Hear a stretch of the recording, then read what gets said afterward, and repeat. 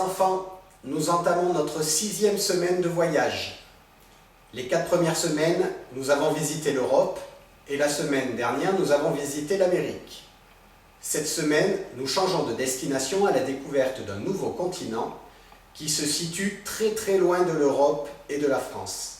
C'est un continent qui se trouve à l'opposé de la France, comme vous pouvez le voir sur cette photo. Nous partons en Océanie, et plus particulièrement dans 2 pays de l'Océanie, où nous allons découvrir et visiter 4 lieux. Nous allons partir en Australie et en Nouvelle-Zélande.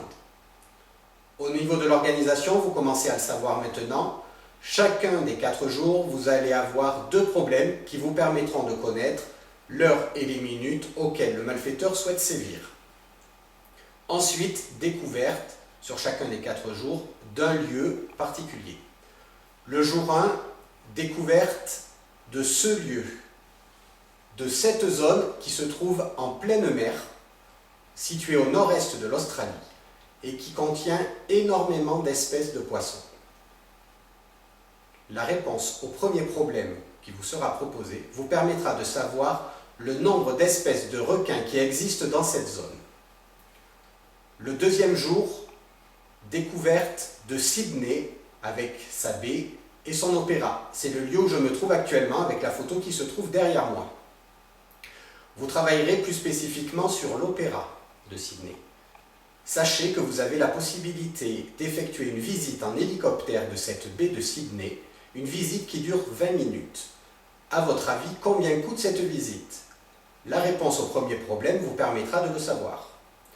Lors du 3e jour, découverte de cet énorme rocher qui se trouve en plein centre de l'Australie, éloigné de toute habitation. Quelle est la hauteur de ce gros rocher? C'est la réponse au premier problème qui vous permettra d'avoir cette réponse-là. Enfin, nous changeons de pays pour le 4e jour. Nous partons en Nouvelle-Zélande à la découverte de Auckland, qui a été construite à côté du mont Eden, mont qui a donné son nom à un stade, le stade de la ville qui s'appelle Eden Park. La question qui vous est posée pour ce 4e jour est de savoir quelle est la hauteur de ce mont Eden. Voilà pour cette semaine.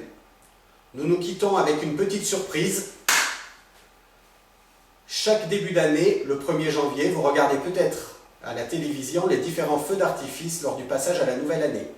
Et généralement, Sydney apparaît dans ces feux d'artifice car c'est un fameux et un fabuleux feu d'artifice. Donc nous nous quittons avec ce feu d'artifice. Bonne semaine à tous!